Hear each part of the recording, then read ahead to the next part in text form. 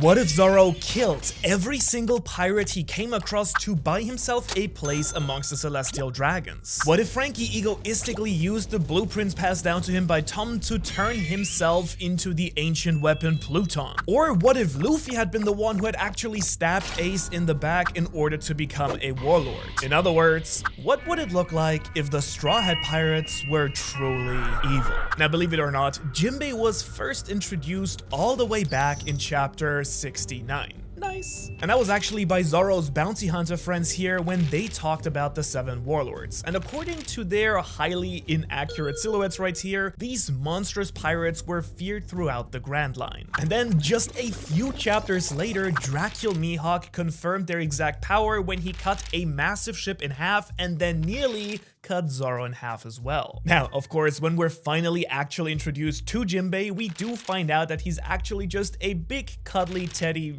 shark guy. But what would it have taken for this fearsome fishman to have actually turned to the dark side? Well, surprisingly, not much actually, because in fact, Arlong shared a backstory with Jimbe and just look how he turned out. As a quick reminder, after their common mentor Fisher Tiger's death, Arlong cursed humans and sought violent revenge for all of the discrimination that the fishmen had faced. Jimbe, on the other hand, decided to walk a difficult but noble path in honoring Fisher Tiger's legacy and deciding to become a warlord for the greater good of Fishman Island's future. However, let's be real here, Jimbe could have taken the easy way out just like Arlong very much as well. And so he wouldn't just want peace for Fishman Island, he would make Fishman Island a world power in his conquest for revenge against humanity. As a result, Jimbe and Arlong could have sailed together as fearsome co-captains of the New Sun Pirates, shining a light on the misdeeds of humans throughout the Grand Line and generally terrorizing the globe together. Using his incredibly powerful fishman karate, Jimbe would cut down ships, leaving marine soldiers and civilians alike to drown in the dreadful waters of the world's most dangerous ocean. Unfortunately though, this would very likely have caused the world government to pass divine judgment on Fishman Island, and after a very hard-fought battle against the admirals, Arlong and Jimbe both would have ended up in Impel Down. Only that this time around, when Luffy finally finds Jimbe in level 6 of Impel Down, he would actually deserve to be locked up in there. Because if the humans of the One Piece world would treat him like a monster, then he would act like one. And interestingly enough, the same goes for another monstrous member of the Straw Hat crew, Chopper. As a regular reindeer who ended up eating the human fruit, Chopper was shunned by the rest of the reindeer in his herd for being different from everyone else. And tragically enough, even though he had developed human intelligence, the villagers of Drum Island also feared him as a beast. Now in the end, as you know, he finally found hope in the form of his mentor Dr. Hirolook, who in the end helped him find his dream of becoming a powerful doctor. However, once Dr. Hirolook died eventually, Chopper was devastated. Not only that, he basically felt largely responsible for his mentor's death, having given him a poisonous mushroom, thinking that it would heal his disease. And so it's not so hard to imagine that Dr. Korea might have refused Dr. Hirolook's request to take in Chopper and teach him medicine, or even worse, if Walpole's army had successfully found and executed her like he did with the other doctors on the island who wouldn't join his private medical team. And man, thinking back about the Drum Island arc, it literally might be the only country out there that has even more restricted healthcare than the United States, but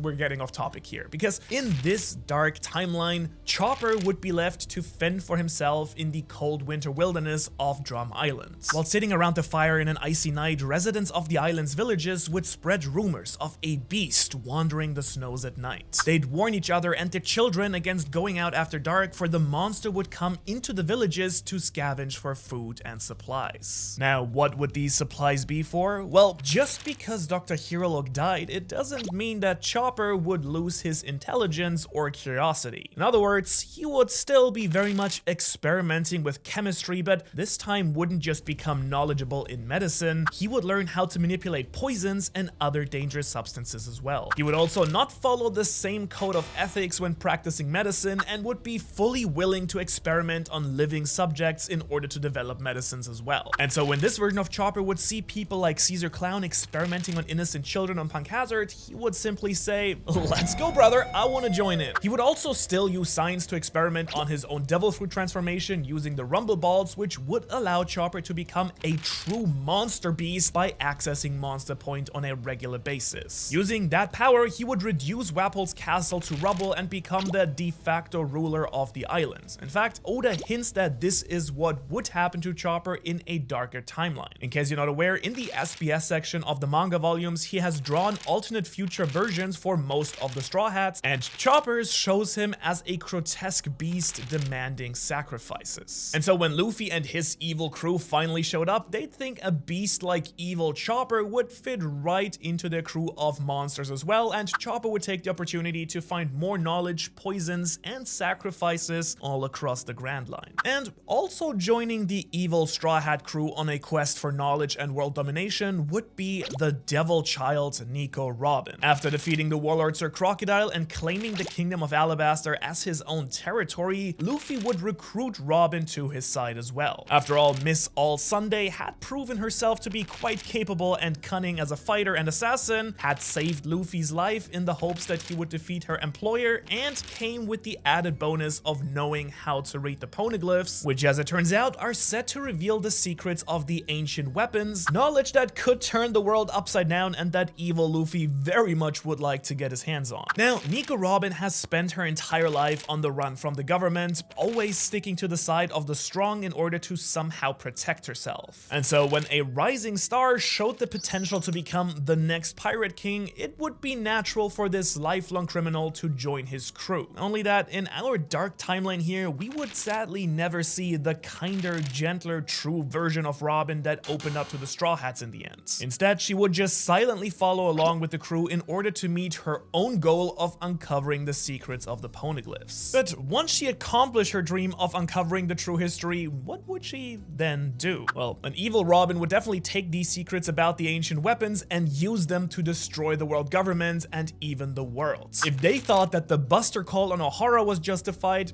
just wait and see what destruction Robin could cause with the ancient weapons freely at her disposal. Now, to be fair, if the Straw Hats were evil, when CP9 steals Robin away, the crew probably wouldn't save her because she's their treasured friend. They would do it because she's the key to reaching the end of the Grand Line, sought after by every major pirate crew and the Marines alike. She is a tool for Luffy. And while it's truly heartbreaking to think that this version of Robin would just spend the rest of her life quietly suffering away, the very bright side for us is that in this timeline she would very likely keep the cool cowboy hat and the bangs for way longer than she did in the actual story. Now, our next character on the other hand wouldn't be quietly suffering, he'd actually be very loudly suffering. He'd turn his suffering up to 11 because making noise is his whole deal. You see, Brook's entire crew that he loved died horrible deaths while their ship was trapped inside the Florian Triangle, and only thanks to his devil fruit, he then found himself inhabiting his own decayed skeleton body. He was no longer flesh and blood, he was a shadow of his former self, and then even that was stolen from him by Gecko Moria. And so, to be honest, that should be enough to drive anyone absolutely insane. And so when the evil Straw Hats, TM, would find themselves in the shrouded mists of the Florian Triangle, they'd encounter this skeleton and immediately demand that he would join their crew. And just like good Luffy immediately took a liking to Brook, evil Luffy also would immediately want a cool skeleton on his crew, and his face perfectly matches their Jolly Roger. As you probably know, Brook's dream originally is to eventually reunite with Laboon, but having gone completely insane in our dark timeline, evil Brook will only want to do so because he's pulled a complete Captain Ahab, except instead of losing his leg, he lost all of his flesh and skin, and in his mind, twisted by loneliness, he would think that Laboon had abandoned him, his last friend alive, leaving him to suffer in the Florian Triangle. And so with his new signature weapon, the Guitarpoon, in his hand, he would take out Laboon and then sell his meat for huge profits. And in this timeline, Bink Sake wouldn't just be a song for fun parties. For the Straw Hats' enemies, it would be the last thing that they ever hear. But as it turns out, Brook isn't the only evil Straw Hat that would cease to be alive completely either. Because in Frankie's dark timeline, as drawn by Oda as well, he goes beyond being just a cyborg who's augmented his body into making himself fully a machine. Just like Dr. Vegapunk did to Kuma, Frankie would use his mechanical know-how to turn himself into the ultimate weapon, the Battle Frankie 50. And in Oda's dark official timeline drawing, he looks like his main body has just become the General Frankie, and he says the foreboding line that he must eliminate all ships. Now this of course would make him the perfect addition to the evil Straw Hat crew. As they've traveled across the Grand Line, he would sink the ships of any rival warlord, supernova and emperor alike in his mission to destroy all ships. Now when the Straw Hats originally met Frankie, he was a crime lord in Water 7 leading his own gang. But this time around, instead of having a really nice and heartwarming redemptive arc when he meets the Straw Hats, when he meets the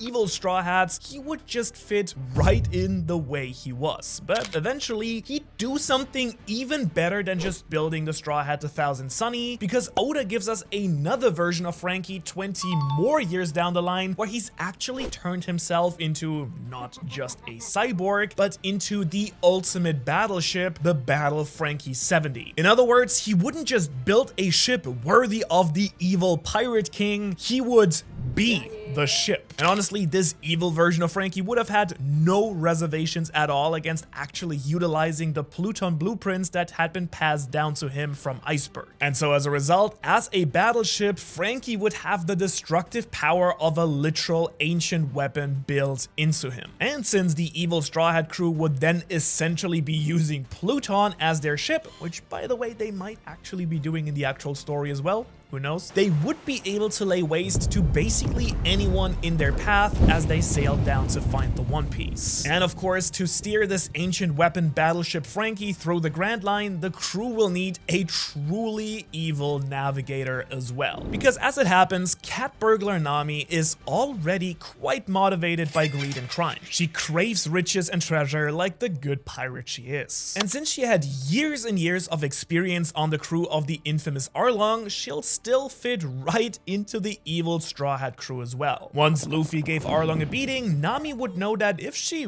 really wanted to make cash for her own gains, not to buy back Kokoyashi Village, then betting on Luffy would be the right move. After all, with monsters like Luffy, Zoro, and Sanji on the crew, all she'd have to do is lay back and steer the ship while the treasures just came flowing in. And in this version of the Straw Hats, evil Nami would be very much true to her name. Even though she's called the cat burglar in her wanted posters, she rarely actually uses her skills of stealth and infiltration. In fact, other Straw Hats like Robin or Brook or Sanji even have taken the stealth missions instead. But this version of Nami wouldn't just be in charge of getting the Straw Hats to the next destination, she would be robbing those destinations blind and then going on shopping sprees across the island to fill every spare room of Battleship Frankie with lavish luxuries. Now you might ask, what about Nami's love of navigation and map making? Well, she did learn something from her evil mentor Arlong, and that's that it's a whole lot easier to just have someone else do the work for you. And so she could just use the riches that she stole to simply pay someone to make maps for her, or better yet, she can just chain people up and force them to do the work. And so meanwhile, she can just sit back and relax while eating the decadent dishes prepared by her personal chef, Sanji. And let me tell you that Oda's drawing for a evil version of Sanji are truly fascinating. In the very first one, he stops caring about how gourmet his dishes are. Instead, he just thinks that all food is the same as long as it fills your belly. And even though this is admittedly a huge shift from his current mindset, we feel that he'd still pull out all the culinary stops for at least Nami, because let's be real, his love for every beautiful woman isn't just gonna go away even in the darkest of alternate universes. In fact, probably just the opposite. And once he finally found the All Blue, Sanji wouldn't use it to create the ultimate seafood dishes. Instead, he'd start a commercial fishery, destroying the All Blue's ecosystem and using the funds to support his evil empire. Because evil Sanji has a whole kingdom to inherit and manage. Because Oda also drew an even older version of Sanji that has even more terrifying implication. In a timeline where everything, and I mean everything, goes wrong, Sanji doesn't deny his Vinsmoke name, he embraces it. This picture has Sanji looking exactly like his father, Vinsmoke Judge. He's grown out his mustache, which will now be perfect for twirling villainously, you know? And as a member of the evil Straw Hats, he'd overtake his family for control of the Jimbe kingdom. And so really the only thing scarier than seeing the ancient weapon Battleship Frankie thundering towards you would be the ancient weapon Battleship Frankie followed by hundreds or thousands of giant Jimbe snails filled to the brim with soldiers. And of course, leading that massive fleet, including at least 8,000 men under the Straw Hat banner, would be Captain Sniper God King Usopp, the master manipulator. Usopp's greatest strength, other than his wicked aim of course, has always been his ability as a liar. In the main story, he uses this ability in a kind of heartwarming way, like cheering up Kaya with his stories or something like that, but in this dark, evil timeline, Usopp would use this ability to bend others to his will and trick them into doing his bidding. You know, think a long-nosed version of Johan from Monster, who could get innocent people to commit murder with just a short conversation. And with each of these giant Jimbe snails containing also a battalion of giants from Elbaf, the evil Straw Hat Grand Fleet will sure be to strike fear into every island across the 5 seas of One Piece. And as for Usopp, master of lies and deception, children everywhere will fear him. Parents will tell their kids that they had better behave because the devilish Sniper God King can hit a naughty person from anywhere in the world. And so the only true words out of evil Usopp's mouth from this point onwards will be tales of conquest, pillaging, and murder. But of course, that bloodlust pales in comparison to the next Straw Hat, Roronoa Zoro. Because Zoro is already a quite savage and ruthless swordsman with a secret heart of gold in the actual story. But now take away that heart of gold, well, you get a real demon for the fighter and honorary first mate of the evil Straw Hats. Because for someone whose epithets range from pirate hunter and just straight up to king of hell, he might just belong on the evil Straw Hat crew TM more than the other regular Straw Hats. As you know, Zoro never got his chance to defeat his rival Kuina, and instead fate took his opportunity to become the strongest away when Kuina died. In another timeline though, instead of taking her death with honor and trying to achieve their shared dream for her sake as well, Zoro would be consumed by rage. He would still try to become the strongest swordsman, but instead of honoring the tenets of the Bushido Code, he would mercilessly cut down anyone in his path on his conquest to become the truly strongest. And of course, that would be perfect for his role as the right-hand man of the evil Straw Hat captain, Luffy. And as you can imagine, this is where it gets interesting. Now, Luffy himself grew up in quite terrible poverty. As a kid, he saw the terrible difference between the nobles and the people who lived within the literal trash of those nobles in the Great Terminal in his home on the Goa Kingdom. He was abandoned by his own father and mother. Shanks refused to take him along as a pirate. In fact, if it hadn't been for Shanks sacrificing his arm and his promise, it's very easy to see how Luffy could have actually ended up much different. Throughout his life, he has dealt with a ton of unfairness and injustice. Before Shanks' influence, he thought that pirates should fight back against the slightest grievances, like when the mountain bandit struck Shanks with a bottle. In other words, what if Luffy had never been taught by Shanks that his tendency for violence was wrong, that he should only fight for things that are truly important, like to defend the people he cares about? What if Luffy took all of the injustice that he had faced in his childhood and decided that he should just turn the world upside down? I mean, he's already an absolute force of nature, causing absolute status for the status quo on any island he travels to, but this time, instead of the world government thinking he's evil while in reality, he's beloved by the people around the world, in this timeline, he would strike fear into the hearts of just basically anyone, kind of like Eustace Kid or Blackbeard, but way worse. In fact, evil Luffy would probably look quite a lot like Blackbeard or even act like like him at least. After all, let's be real, Luffy does drink enough milk to keep all his teeth for now. Now, these two members of the worst generation are pretty much two sides of the same coin as already is in the main story. Just like Blackbeard, Luffy would stop at nothing to achieve his dream of becoming Pirate King, even if it means stomping all over the dreams of other people. The way it is now in the actual story, Luffy lifts people up wherever he goes, but this evil Luffy would bring them down just like Blackbeard. If Luffy was evil, he'd sell out anyone that he needed to, even if it was his own brother. And in this timeline, instead of Blackbeard turning in Ace to become a warlord, Luffy would be willing to turn in his own brother to the Marines if it means climbing the ladder of the pirate world faster. After all, Luffy is no hero, because a hero is someone who shares his meat, but as captain of the evil Straw Hats,